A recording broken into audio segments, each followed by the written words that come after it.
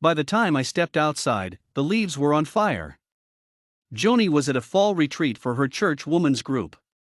She was late for the bonfire because they had just had a Bible study, and it so moved her to talk to God. They had been talking in the Bible study about the power of the tongue. She had been struggling with this for quite some time. Every time she had called her mother on the phone, her mother would talk down about her sister and gossip about her.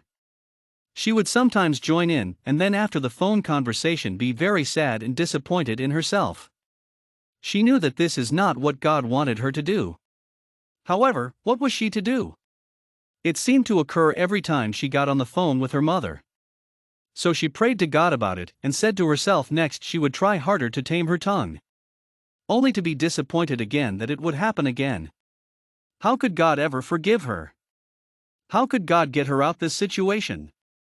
That was the question that needed to be answered. She needed God to deliver her out of this situation. So, she prayed and asked God to do this. When she got home, her mom called. Her mom started talking about different things, then the conversation slowly turned. I talked to Gail, Joni's sister, today. Her mother said, Gail got mad at me today for being a Democrat and not a Republican. Gail screamed at me today for telling her that Trump was wrong. Joni thought to herself, here we go again. God please help me, Joni thought. Okay, Mom. How's the weather, Joni said. Joni was trying to turn the conversation around. Was this a battle she would have to face every day, Joni thought to herself. The conversation ended with her mom and Joni had won the battle for at least that day. Later that day, something else plagued Joni's mind that the Holy Spirit had been reminding her about. She had earned some money, but always had a hard time giving a tithe to the church. She had 4 kids and a husband, and they were always needing something. How could she give 10% of her earnings to the church when sometimes they didn't have enough groceries? She had read in the Bible that God would always provide. Why couldn't she trust God with her money? This must be lack of faith. Next time, she thought, next time I get my pay, I will tithe. I owe you, she said to God. Every morning Joni would read her Bible and pray to God. She would ask God to forgive her for the sins that she had been struggling with. It always seemed to separate her from the closeness she so needed to feel from her prayers. In the back of her mind, God had asked Joni to do something. Something that she dared not to do. This plagued her mind too. She tried to keep it tucked away out of sight, but she knew it was there. She thought, no way, no way. Am I going to do that ever? She knew God loved her, but she also knew that God would bring things up that she needed to work on. She thought, why can't God just forget about it? Why is it always there, like a haunting? It must be important to God. Honesty has always been important to God. Joni so longed to have inner joy with Jesus like she did as a child. She wanted that back. That was what she was striving for. Would she ever have that back? No, because she couldn't do what God was asking her to do. No way, no way. Will I ever do that, she thought.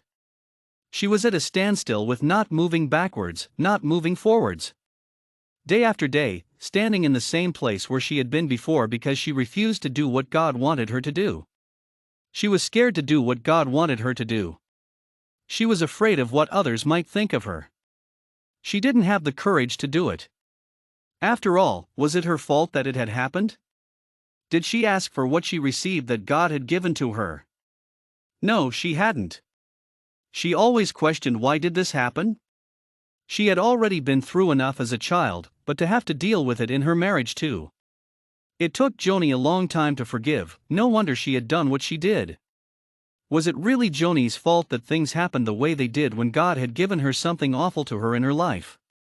It was so unexpected, something that would change Joni's life forever. Joni had struggled as a child. Her parents divorced the day she was born. They couldn't stand each other. Her father had gone into a state of depression after her birth and left her mom to care for her and her sister. Her mom had gone about it the wrong way and looked for a new husband to provide for their family. The men she married were bad. They were all bad. They would beat her mom up at night with a coat hanger and eventually spill hot coffee on her sister. When that happened, though, that was the end of the marriage. Then, on her last marriage, her mom had married a man by the name of Harry. Joni had met Harry for the first time as a child at the age of 5. She remembers the first day she met him. She had opened up the door to her apartment and greeted him. When she opened up the door, she immediately knew as a child he was not a good man. Don't children always have that instinct? They know when someone is not good. This would be a start of many years of torment.